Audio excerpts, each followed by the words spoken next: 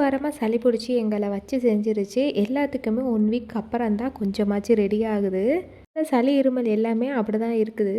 நாங்களுமே இன்றைக்கி சரியாகும் நாளைக்கு சரியாகும் பார்த்தா 1 வாரம் கழிச்சு தான் கொஞ்சமாச்சு ரெக்கவர் ஆணுச்சு.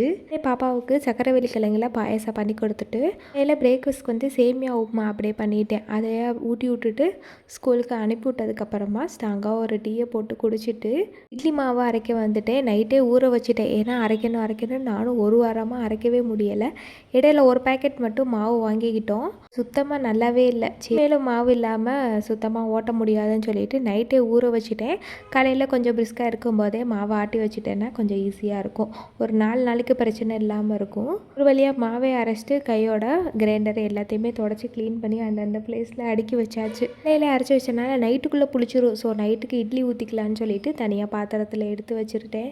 வாங்கியிருந்த வெஜிடபிள் ஃப்ரூட்ஸ் எல்லாம் எடுத்து வைக்கல. அதே கையோடு எடுத்து வச்சாச்சு. நாளைக்கு இன்னொரு வீடியோவில் பார்க்கலாம்.